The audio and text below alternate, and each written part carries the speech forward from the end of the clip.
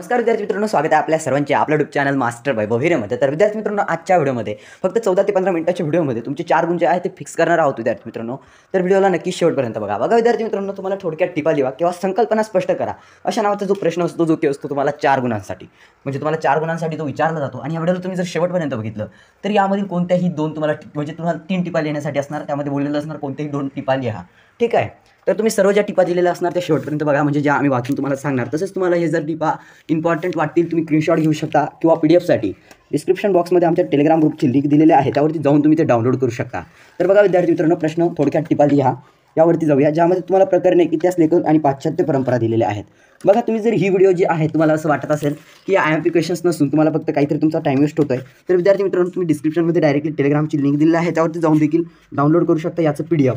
पुन्हा एकदा सांगितलं आहे मी तुम्हाला। तर बघा, एकमध्ये आहे तुम्हाला जॉर्ज विल्यम फ्रेडरिक हेगेल, यावरती तुम्हाला विद्यार्थी मित्रांनो टिपा लिहायची आहे। तर पहिल्या ह्याच्यात आहे तुम्हाला टिपा पॉईंट टाकून लिहायचे असतात। तुम्हाला फक्त 4 गुणांसाठी, म्हणजे एक टिप तुम्हाला 2 गुणांसाठी असते ना, तर तुम्हाला 4 मुद्द्यांच्या आधारे लिहायची असते, चुका करायच्या नाही आणि व्यवस्थितपणे जर तुम्ही लिहिल्या तर तुम्हाला तिथे गुण मिळणार। आता बघा, एकमध्ये आहे जॉर्ज, म्हणजे पॉईंट टाकून जॉर्ज हेगेल हा जर्मन तत्त्वज्ञ होता, झाला पॉईंट 1। त्यानंतर दुसरा, त्याच्या इन्सायक्लोपीडिया ऑफ फिलॉसॉफिकल सायन्सेस या तत्वावर ग्रंथात त्याची व्याख्याने व लेख यांचे संकलन केलेले आहे। त्यानंतर 3 मध्ये पॉईंट, तिसरा पॉईंटमध्ये रिझन इन हिस्ट्री हे त्याचे पुस्तक प्रसिद्ध आहे। भूतकालीन घटनेचा अर्थ लावण्यासाठी हेगेल द्वंद्ववादी पद्धतीची मांडणी केली हेगेलने। बघा विद्यार्थी मित्रांनो, सर्व तुम्हाला लक्षात ठेवायची असेल तर हा एक जर्मन तत्त्वज्ञ होता। त्यानंतर त्याच्या इन्सायक्लोपीडिया ऑफ फिलॉसॉफिकल सायन्स या तत्त्वज्ञावर ग्रंथात त्याची व्याख्याने व लेख यांचे संकलन केलेले आहे। त्यानंतर रिझन इन हिस्ट्री हे त्याचे पुस्तक प्रसिद्ध आहे, म्हणजे त्याचे पुस्तक कोणते आहे, रिझन इन हिस्ट्री, म्हणजे खूप सोपा पॉईंट आहे तुम्हाला लक्षात ठेवण्यासाठी, तुम्हाला टिप लिहिण्यासाठी तुम्ही किती काही जोडू शकता पुढे। त्यानंतर भूतकालीन घटनेचा अर्थ लावण्यासाठी द्वंद्ववादी पद्धतीची त्याने मांडणी केली। त्यानंतर विद्यार्थी मित्रांनो, तुम्हाला मायकल फुकोवरती टिप लिहायची आहे। मायकल फुको, तर मायकल फुको हा 20व्या शतकात होऊन गेलेला प्रसिद्ध फ्रेंच इतिहासकार होता। त्यानंतर त्याने आर्किओलॉजी ऑफ नॉलेज हा ग्रंथ लिहिला। बघा विद्यार्थी मित्रांनो, मायकल फुको याने आर्किओलॉजी ऑफ नॉलेज हा ग्रंथ लिहिला। त्याने इतिहासातील स्थित्यंतरांचे स्पष्टीकरण देण्यावर भर दिला। पूर्वीच्या इतिहासकारांनी विचारात न घेतलेल्या मनोविकृती, वैद्यकशास्त्र, तुरुंग व्यवस्था यांसारख्या विषयांचे त्याने इतिहासाच्या दृष्टिकोनातून विचार केला। त्यानंतर प्रकरण 2 मध्ये आहे तुम्हाला विद्यार्थी मित्रांनो इतिहास, लेखन, भारतीय परंपरा, यावरती तुम्हाला पहिला मुद्दा आहे विद्यार्थी मित्रांनो अलेक्झांडर कनिंगहॅम। तर या ठीक आहे, तर यावरती तुम्हाला टिप लिहायची आहे। तर 19व्या शतकात ब्रिटिश आमदानीत भारतीय पुरातत्वाच्या अभ्यासास सुरुवात झाली। त्यानंतर विद्यार्थी मित्रांनो पुढे जाऊया, जे पेज जे आहे ते इथं संपलेलं आहे। त्यानंतर आहे भारतीय पुरातत्व सर्वेक्षण या स्वतंत्र खात्याची स्थापना होऊन अलेक्झांडर कनिंगहॅम यांची या खात्याचे पहिले सरसंचालक म्हणून नेमणूक झाली। त्यांच्या देखरेखीखाली सारनाथ यांची अशा प्राचीन स्थळी उत्खनन करण्यात आले। त्यानंतर 4थ्या पॉईंटमध्ये आहे बौद्ध ग्रंथामध्ये उल्लेख असणाऱ्या अनेक ठिकाणी त्यांनी उत्खनन आणि संशोधन करून त्यावर ग्रंथ लिहिले। त्यानंतर जेम्स मिलवरती तुम्हाला विद्यार्थी मित्रांनो टिप लिहायची आहे। तर जेम्स मिलवरती आहे विद्यार्थी मित्रांनो टिप, म्हणजे ब्रिटिश इतिहासकार जेम्स मिल याने the history of British India हा ग्रंथ लिहिला। विद्यार्थी मित्रांनो लक्षात ठेवा, MCQ टाईपमध्ये म्हणजे बहुबाऱ्या प्रश्नात देखील हा प्रश्न विचारला जाऊ शकतो की कोणत्या इतिहासकाराने the history of British India हा ग्रंथ लिहिला किंवा the history of British India हा ग्रंथ टिंबटिंबे यांनी लिहिला, तर जेम्स मिल यांनी लिहिला। त्यानंतर दुसऱ्या पॉईंटमध्ये आहे 1817 साली त्याने 3 खंडाचा ग्रंथ प्रसिद्ध केला। म्हणजे बघा विद्यार्थी मित्रांनो, 1817 साली त्यांनी 3 खंडामध्ये हा ग्रंथ जो आहे तो प्रसिद्ध केला। ब्रिटिश इतिहासकाराने भारतीय इतिहासावर लिहिलेला हा पहिला ग्रंथ म्हणून या ग्रंथाचे महत्त्व आहे, म्हणजे भारतीय इतिहासावर असलेला हा पहिला ग्रंथ म्हणून याचे महत्त्व आहे। त्यानंतर आहे विद्यार्थी मित्रांनो जेम्स मिलच्या लेखनात वस्तुनिष्ठ दृष्टिकोनाचा अभाव जाणवतो। 4थ्या पॉईंटमध्ये म्हटलेला आहे भारतीय संस्कृतीच्या विविध पैलूंसंबंधी त्याच्या पूर्वग्रह दूषित दृष्टिकोन या ग्रंथातून स्पष्टपणे व्यक्त होताना दिसतो। त्यानंतर आहे 5 मध्ये श्रीवादी इतिहास लेखन, यावरती तुम्हाला टिपा विचारल्या जातात। तर श्रीवादी इतिहास लेखनवरती तुम्हाला संकल्पना असू शकते किंवा टिपा लिहासुद्धा असू शकतं। स्वातंत्र्यपूर्व काळात ताराबाई शिंदे, पंडिता रमाबाई, डॉक्टर रखमाबाई अशा श्रीवादी इतिहास लेखिका होऊन गेल्या। घरी आणि कामाच्या ठिकाणी स्त्रियांना मिळणारी अन्यायी वागणूक आणि स्त्री पुरुष असमानता यांवर या लेखिकांनी लेखन केले। दलित स्त्रियांच्या दृष्टिकोनातून सामाजिक वर्ग, जात इत्यादी बाबींच्या संदर्भात स्त्रियांकडून लेखन इथे लेखन केले गेले। त्यानंतर आहे थर्ड पॉईंटमध्ये स्वातंत्र्योत्तर काळात दलित स्त्रियांचे जीवन, सामाजिक वर्ग, जात इत्यादींवर शर्मिला रेगे यांनी लिहिलेल्या त्यांच्या लेखांचे संकलन writing caste, writing gender, reading Dalit women's testimonies या ग्रंथात केले। तर बघा 4थ्या पॉईंटमध्ये म्हटलेलं आहे मीरा कोसंबी या स्त्रीवादी लेखिकेने आपल्या crossing threshold feminist essays in social history या पुस्तकात महाराष्ट्रातील डॉक्टर रखमाबाई, पंडिता रमाबाई यांसारख्या स्त्रियांच्या जीवनावर निबंध लिहिले आहेत। त्यानंतर प्रकरण 3 आहे विद्यार्थी मित्रांनो उपयोजित लेखन, आणि यावरती राष्ट्रीय चित्रपट संग्रहालय, नॅशनल फिल्म अर्काईव्ह बघा विद्यार्थी मित्रांनो, यावरती तुम्हाला टिप लिहायची आहे किंवा संकल्पना असू शकतं. 1964 साली राष्ट्रीय चित्रपट संग्रहालयाची स्थापना झाली. ठीक आहे, तुम्हाला पुन्हा एकदा सांगतोय, 1964 साली राष्ट्रीय चित्रपट संग्रहालयाची स्थापना झाली. भारत सरकारच्या माहिती आणि प्रसारण खात्याच्या मध्यम विभाग म्हणून हे संग्रहालय काम करते. पुणे ते या संस्थेची मुख्य कचेरी आहे. चित्रपटांच्या वारशाचे जतन करण्याचे आणि आपला सांस्कृतिक वारसा जपण्याचे महत्त्वाचे कार्य ही संस्था करते. त्यानंतर नॅशनल फिल्म अर्काईव्ह या संस्थेच्या स्थापनेचा उद्देश, तर विद्यार्थी मित्रांनो हे तुम्हाला विचारलं जाऊ शकतं, IMP आहे. तर नॅशनल फिल्म अर्काईव्ह या संस्थेच्या स्थापनेचा उद्देश दुर्मिळ अशा भारतीय चित्रपटांचा शोध घेऊन ते मिळवणे, भविष्यातील पिढ्यांसाठी अशा दुर्मिळ चित्रपटांच्या वारशाचे जतन करणे, चित्रपटांशी संबंधित महत्त्वाच्या बाबींचे वर्गीकरण करणे, त्यांच्या कायमस्वरूपी नोंदी ठेवणे व संशोधन करणे, चित्रपट संस्कृतीच्या प्रसाराचे केंद्र स्थापित करणे. ठीक आहे, प्रकरण 4 वरती जाऊया. चित्रकथी परंपरा यावरती टिप लिहायला असणार. त्यानंतर त्यामध्ये आहे तुम्हाला कठपुतळ्या किंवा चित्रांच्या साह्याने रामायण महाभारत यांमधील कथा सांगण्याची परंपरा म्हणजे चित्रकथी परंपरा होय. बघा तुम्हाला यावरती म्हणजे जर याची व्याख्या जरी विचारली तर तुम्हाला पाठ असायला हवी. कठपुतल्या किंवा चित्रांच्या साह्याने रामायण किंवा महाभारत यांमधील कथा सांगण्याची परंपरा म्हणजे चित्रकथी परंपरा होय. या परंपरेची माहिती चालुक्य राजा रामेश्वर यांनी 12व्या शतकात लिहिलेल्या मानसोलास किंवा अभिलषितार्थ चिंतामणी या ग्रंथात आढळते. कोकणातील कुडाळजवळच्या पिंगुळी गावातील ठाकर आदिवासींनी ही परंपरा जतन केली आहे, म्हणून चित्रकथी परंपरेला पिंगुळी परंपरा असे म्हटले जाते. चित्रकथी परंपरेत कागदावर चित्र काढून ती नैसर्गिक रंगात रंगवली जातात. साधारण 30 ते 50 चित्रांत एक कथा पूर्ण केली जाते. ही परंपरा आता नष्ट होण्याच्या मार्गावर आहे. त्यानंतर हा विद्यार्थी मित्रांनो लघुचित्रशैली यावरती तुम्हाला टिप लिहायला असणार. लहान आकाराच्या चौकटी चित्राला लघुचित्र असे म्हणतात. हस्तलिखित पोत्यांच्या माध्यमातून ही लघुचित्रे सर्वसामान्य लोकांपर्यंत पोचली. सुरुवातीस या लघुचित्रांवर पर्शियन शैलीचा प्रभाव होता. दक्षिणेकडील मुस्लिम राजवटींच्या आश्रयाखाली दख्खनी लघुचित्रशैली विकसित झाली. तर अकबरच्या काळात पर्शियन आणि भारतीय चित्रशैलीतून मुघल लघुचित्रशैलीचा उदय झाला. धार्मिक आशय सहज सुलभ पद्धतीने लोकांपर्यंत पोहोचवण्यात ही लघुचित्रे यशस्वी ठरली. भिंतचित्रशैलीपेक्षा हस्तलिखित पोत्यांमधून लघुचित्रशैली वेगळी व वैशिष्ट्यपूर्ण ठरली. त्यानंतर विद्यार्थी मित्रांनो तुम्हाला मंदिर स्थापत्य शैलीवरती टिपा लिहिण्यासाठी, तर यामध्ये आहे शिखरांच्या रचना वैशिष्ट्यांवरून भारतीय मंदिर स्थापत्याच्या अनेक शैली निर्माण झाल्या. त्यानंतर 2 मध्ये आहे तुम्हाला म्हणजे दुसऱ्या पॉईंटमध्ये उत्तर भारतात नागर शैली व दक्षिण भारतात द्राविड शैली असा देखील IMP तुम्हाला प्रश्न विचारला जाऊ शकतो. म्हणजे बोपारे प्रश्नामध्ये उत्तर भारतात कोणती शैली उदयास आली किंवा द्राविड शैली कोणत्या भागात उदयास आली अशा पद्धतीने किंवा अस्तित्वात आल्या. त्यानंतर 3मध्ये विद्यार्थी मित्रांनो नागर व द्रविड या दोन्ही शैलींच्या मिश्रणातून वेसरी नवीन मंदिर स्थापत्य शैली निर्माण झाली. मध्य प्रदेश आणि महाराष्ट्र भूमीज आणि नागर अशा 2 मंदिरे स्थापत्य शैली विकसित झाल्या. त्यानंतर किताबी नवरस विजापूरचा सुलतान इब्राहिम आदिलशाह दुसरा याने दख्खनी उर्दू भाषेत किताबी नवरस हा ग्रंथ लिहिला. हा ग्रंथ संगीत शास्त्राशी संबंधित आहे. या ग्रंथात गायनाला अनुकूल अशी गीते आहेत. ध्रुपद गायकीतील गीतांना साकार करणारा आणि रसिकांना उत्तम दर्जाचा काव्याची अनुभूती देणारा असा हा ग्रंथ आहे. सांस्कृतिक साहित्यात प्रकट होणाऱ्या नवरसांचा परिचय संगीतशास्त्राशी संबंधित असलेल्या पर्शियन ग्रंथातून होतो. त्यानंतर प्रकरण 5 मध्ये आहे तुम्हाला प्रसारमाध्यमे आणि इतिहास यावरती तुम्हाला टिपा लिहिण्यासाठी आहे. वर्तमानपत्रांचे स्वातंत्र्य संग्रामातील कार्य. भारतीय स्वातंत्र्य संग्रामाच्या काळात वर्तमानपत्रांनी पुढील कार्य केले, त्यामध्ये आहे लोकजागृती, लोकशिक्षण याबरोबर भारतीय संस्कृतीची व इतिहासाची थोरवी वर्णन केली. सामाजिक, धार्मिक व राजकीय चळवळींना पाठिंबा देऊन साम्राज्यवादी धोरणांना विरोध केला. पाश्चात्य विद्या व शिक्षण जनतेपर्यंत पोहोचवून समाज प्रबोधनाचे काम केले. तत्कालीन सामाजिक आणि राजकीय प्रश्नांना वाचा फोडली. त्याबरोबर समाजसुधारक नेते व संघटना यांचे विचार लोकांपर्यंत पोहोचवले. हा देखील तुम्हाला विचारला जाऊ शकतो. IMP आहे वर्तमानपत्रांचे स्वातंत्र्य संग्रामातील कार्य. त्यानंतर प्रसारमाध्यमांची आवश्यकता. प्रसारमाध्यमांची आवश्यकता पुढील कारणांसाठी आवश्यक असते, ज्यामध्ये आहे प्रसारमाध्यमांमुळे जग अधिक जवळ आले आहे, कारण त्यामुळे माहिती क्षणार्धात जगाच्या एका टोकापासून दुसऱ्या टोकापर्यंत पोहोचते. माहितीची मुक्त प्रवाह समाजापर्यंत पोहोचवण्यासाठी प्रसारमाध्यमांचीच गरज असते. प्रसारमाध्यमांमुळे लोकांना घटना प्रत्यक्षात पाहायला मिळतात. माहितीची देवाणघेवाण होते. अद्ययावत ज्ञानाचा प्रसार होतो. प्रसारमाध्यमांद्वारे मनोरंजन होते. तसेच शैक्षणिक आणि व्यावसायिक प्रगतीसाठी आवश्यक असलेली माहिती ग्रामीण व दुर्गम भागापर्यंत पोहोचवली जाते. प्रसारमाध्यमांमुळे लोकशाही अधिक सदृढ होण्यास मदत होते, म्हणून प्रसारमाध्यमे फार महत्त्वपूर्ण आहेत. त्यानंतर बेंगॉल गॅजेट हे भारतीय पहिले वर्तमानपत्र होय. ठीक आहे, तर कोणतं आहे विद्यार्थी मित्रांनो बेंगॉल गॅजेट हे भारतीय पहिलं वर्तमानपत्र आहे. Just second.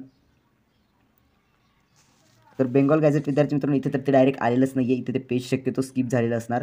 मनोरंजनाची आलेला आहे. तर मनोरंजनाची आवश्यकतावरती जाऊया. तुम्हाला 6व्या चॅप्टरमधील मनोरंजनाची आवश्यकता ज्यावरती आहे. मनोरंजन ही मानवी जीवनाचा एक अविभाज्य भाग आहे. म्हणूनच प्रत्येक मानवाला मनोरंजनाची आवश्यकता असते. व्यक्तीच्या निकोपवाढीसाठी निकळ मनोरंजन महत्त्वाचे असते. चाकोरीबद्ध जगण्यातला कंटाळा दूर करण्यासाठी मनाला चैतन्य व उत्साह येण्यासाठी मनोरंजन आवश्यक असते. मनोरंजन मनाला उत्साह व कार्यशक्ती मिळवून देण्याचे काम करते. मनोरंजनातून छंद वाढीस लागतात व त्यातून व्यक्तिमत्वाचा विकास होतो. मनोरंजनामुळे मनाला विरंगुळा मिळतो व मनावरील ताण हलके होतात.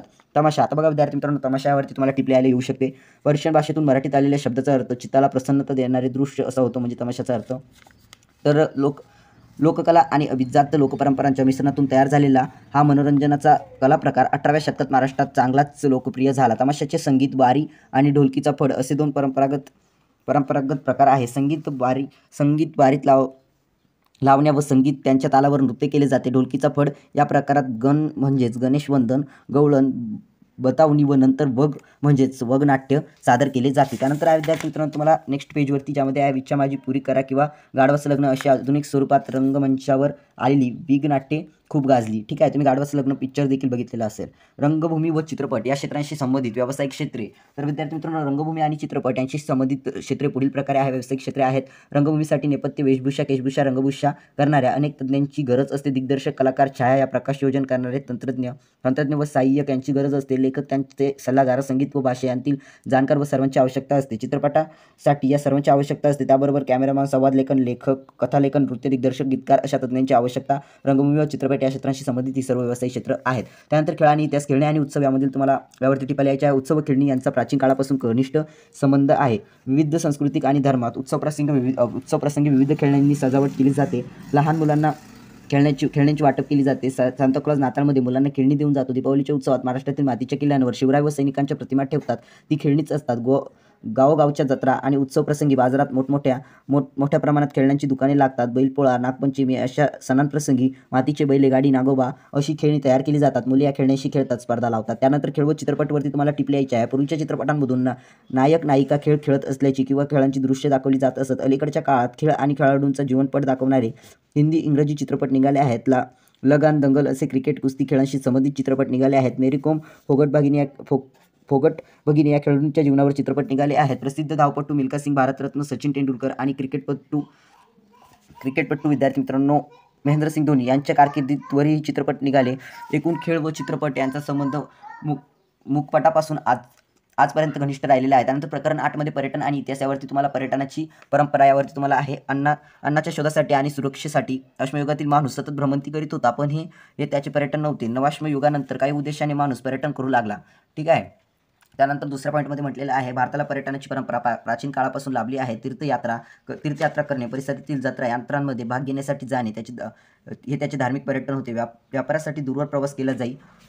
विद्याभ्यासासाठी दूरच्या प्रदेशात जाणे असे पर्यटन होत असे. नालंदा, तक्षशिला अशा विद्यापीठात शिकण्यासाठी बाहेरील देशांतील विद्यार्थी येत असत. मानवाला फिरण्याची उपजतच आवड असल्याने प्राचीन काळापासून पर्यटनाला मोठी परंपरा लाभली आहे. मार्को पोलो या जगप्रवाशाचा जन्म इसवी सन 1254 मध्ये इटलीत व्हेनिस या शहरात एका व्यापारी कुटुंबात झाला. 13व्या शतकाच्या अखेरीस रेशीम मार्गावरून चीनपर्यंत प्रवास करणारा तो पहिला युरोपियन होता. त्याने लिहिलेले प्रवास वर्णन हा पश्चिम आशियाची माहिती देणारा स्रोत ग्रंथ ठरला. आशियातील समाज जीवन, सांस्कृतिक जीवन, निसर्ग आणि व्यापार यांची ओळख त्याने आपल्या ग्रंथातून जगाला करून दिली. यातूनच युरोप व आशिया यांच्यात संवाद व व्यापार सुरू झाला. भारताच्या दक्षिण किनारपट्टीतूनही त्याने प्रवास केला. दक्षिणेतील मलबार प्रांताचे लोकजीवन, तेथील गूढ विद्या यांचेही वर्णन त्याच्या आपल्या पुस्तकात केले आहे. त्यानंतर कृषी पर्यटनवरती विचारलेले आहे. कृषी पर्यटन शेती आणि शेतीशी संबंधित उपक्रम पाहण्यासाठी केलेला प्रवास म्हणजे कृषी पर्यटन होय. अलीकडच्या काळात मोठ्या प्रमाणात कृषी संशोधन चालू आहे. त्यासाठी भारतभर कृषी संशोधन केंद्रे आणि कृषी विद्यापीठे स्थापन झालेली आहेत. कोणकोणत्या पिकांना कोणती माती योग्य, तिचा दर्जा, गांडूळ शेती, शेततळी, फळबागा इत्यादी उपक्रम काही भागात घेतले जातात. सिक्कीमसारखे राज्य सेंद्रिय उत्पादन राज्य म्हणून घोषित झाले आहे. पावसाचे प्रमाण कमी असूनही इस्रायलसारख्या देशाने शेतीच्या क्षेत्रात मोठी प्रगती केली. हे सर्व अभिनव जे आहे प्रकल्प, उपक्रम तसेच शेतीच्या आधुनिक तंत्रज्ञानाच्या माहितीसाठी शेतकरी, विद्यार्थी, शहरी लोक जात असतात. परदेशी लोकही येतात. त्यामुळे आज कृषी पर्यटन झपाट्याने वाढत आहे. त्यानंतर स्थलकोशवरती विचारलेलं आहे ऐतिहासिक ठेवायचे जतनमधून. तर स्थलकोशवरती आहे तुम्हाला भूप्रदेशाच्या आधारेच इतिहास घडत असतो, म्हणून इतिहासाच्या अभ्यासासाठी भूगोलही महत्त्वाचा आहे. या ऐतिहासिक स्थळांच्या संदर्भात माहिती देणारे कोश लिहिले जातात. महानुभाव पंथांचे प्रवर्तक श्री चक्रधर स्वामी ज्या गावी गेले व त्या गावांची तपशिलावर नोंद स्थानपोथी या ग्रंथात त्या पंथातील मुनिव्यास यांनी केली आहे. सिद्धेश्वर शास्त्री चित्राव यांनी प्राचीन भारतीय स्थलकोशाची रचना केली. या कोशात वैदिक साहित्य, महाकाव्य, पाणिनीची व्याकरण, त्यानंतर कौटिल्य अर्थशास्त्र, बौद्ध व जैन साहित्य, चीनी, फारसी, ग्रीक साहित्य यांतील भौगोलिक स्थळांची माहिती दिलेली आहे. स्थलकोशामुळे प्राचीन नगरांची नावे, त्यांचा इतिहास कळतो. स्थलकोश हे इतिहास लेखनातील महत्त्वाचे साधन आहे. त्यानंतर विश्वकोशावरती तुम्हाला टिपल्याचे महाराष्ट्राचे पहिले मुख्यमंत्री यशवंतराव चव्हाण यांनी 1960 साली महाराष्ट्र राज्य साहित्य व संस्कृती मंडळाची स्थापना केली. मराठी भाषा व साहित्य त्यांच्या विकासासाठी मराठी विश्वकोश निर्मितीस चालना देणे हा त्यामागचा उद्देश होता. या मंडळाने तीर्थ लक्ष्मण शास्त्री जोशी यांची विश्वकोशाच्या प्रमुख संपादकपदी नेमणूक केली. विश्वकोशाचे आजपर्यंत 20 खंड प्रसिद्ध झाले आहेत. मराठी विश्वकोश हा सर्वविषयक संग्रह असून जगभरातील ज्ञान सार रूपाने त्यात आणलेले आहे. इतर विषयाप्रमाणेच इतिहास विषयाशी निगडीत असणाऱ्या महत्त्वाच्या नोंदी देखील विश्वकोशात करण्यात आलेल्या आहेत. त्यानंतर संज्ञा कोशवरती तुम्हाला टिपलायचे आहे. कोणत्या विषयाचा अभ्यास करताना अनेक शब्द असे येतात की त्यांचा नेमका अर्थ काय याबाबत गोंधळ उडतो. इतिहासातील वसाहतवादी व साम्राज्यवादी उदारमतवाद व जागतिकीकरण, साम्यवाद, समाजवाद अशा सगळ्यांचे अर्थ सारखेच वाटायला लागतात. ठीक आहे विद्यार्थी मित्रांनो. त्यानंतर दोनमध्ये वाचकांना आणि अभ्यासकांना असा संभ्रम होऊ नये म्हणून अशा सगळ्या वेगळ्या काढून त्यांचे अर्थ समजावून सांगणारे कोश तयार केले जातात. त्यांना सगळ्या कोश असे म्हणतात. सगळ्या कोशात विषयानुरूप महत्त्वाच्या सगळ्यांचे एकत्रीकरण केलेले असते. संज्ञांचा अर्थ दिलेला असतो. त्या संज्ञा कशा निर्माण झाल्या यांची माहिती दिलेली असते. म्हणूनच ती अभ्यासकाला उपयुक्त ठरते. सामान्य वाचकालाही या सगळ्यांचे ज्ञान मिळते व त्यांचे मनोरंजनही होते. त्यानंतर सरस्वती महाल संग्रहालय त्यावरती तुम्हाला टिपलायची असणार. 16व्या-17व्या शतकातील नायक राजांच्या काळात तमिळनाडू मधील तंजावर येथे सरस्वती महाल ग्रंथालय बांधले गेले. व्यंकोजी राजे भोसले यांनी 1675 साली तंजावर जिंकल्यानंतर त्यांनी व त्यांच्या वंशजांनी हे ग्रंथालय अधिक समृद्ध केले. या ग्रंथालयात सुमारे 49,000 ग्रंथ आहेत. हे प्राचीन ग्रंथ इतिहासाचा फार मोठा ठेवा आहे. तत्कालीन महत्त्वाची कागदपत्रे, मोडी, लिपीतील ग्रंथ, दस्तऐवज या ग्रंथात संग्रहित केलेले आहेत. प्राचीन इतिहासाची ती महत्त्वाची साधने आहेत. ते ग्रंथालय समृद्ध करण्यासाठी सरफोजी भोसले यांचं मोठं योगदान असल्याने 1918 मध्ये या ग्रंथालयाला त्यांचे नाव देण्यात आले. तर बघा विद्यार्थी मित्रांनो, अशा पद्धतीने आजची व्हिडिओ होती. यामध्ये संपूर्ण संकल्पना चित्रपूर्ण करा, म्हणजे तुम्हाला संकल्पना पूर्ण लिहा किंवा विद्यार्थी मित्रांनो तुम्हाला थोडक्यात टिप्पणी येणार असा प्रश्न असणार तर तुमचे 4 गुण जे आहेत ते फिक्स झालेले आहे. तुम्हाला पीडीएफ लागत असेल डिस्क्रिप्शनमध्ये टेलिग्राम ग्रुपची लिंक दिलेली आहे. तुम्ही जर व्हिडिओला ज्यांनी शेवटपर्यंत बघितलं त्यांनी नक्की व्हिडिओला लाईक करून चॅनलला सबस्क्राईब करून ऑल नोटिफिकेशनवरती सेट करा. तसेच कमेंट देखील करा. तुमचे 4 गुण ह्या व्हिडिओमधून 100% फिक्स झालेले आहेत. कारण यापैकी कोणत्याही तुम्हाला 4 पॉईंट्स येणार आणि त्यावरती तुम्हाला कोणत्याही 2च्या टिप्पण्या लिहायच्या असणार. तर तुम्ही एवढे देखील पाठ करून जा. यामध्ये कोणतीही 4वरती तुम्हाला विचारले जाणार आणि तुम्हाला फक्त 2वरती लिहायचे असणार. तर त्यामुळे तुमचे 4 गुण ते आमच्या या व्हिडिओच्या माध्यमातून 20 मिनिटाच्या व्हिडिओच्या माध्यमातून तुमचे फिक्स झालेले आहेत. तर होप तुम्ही व्हिडिओला लाईक केलेलं असणार. ज्यांनी देखील लाईक केलं आहे त्यांचं मनपूर्वक आभार. व्हिडिओ आणि चॅनलला सबस्क्राईब केलेलं आहे त्यांचं देखील मनपूर्वक आभार. पीडीएफसाठी फक्त डिस्क्रिप्शनमध्ये टेलिग्राम ग्रुपची लिंक आहे, त्याला जॉईन करा. भेटूया पुढील व्हिडिओमध्ये. तोपर्यंत tata bye bye, take care.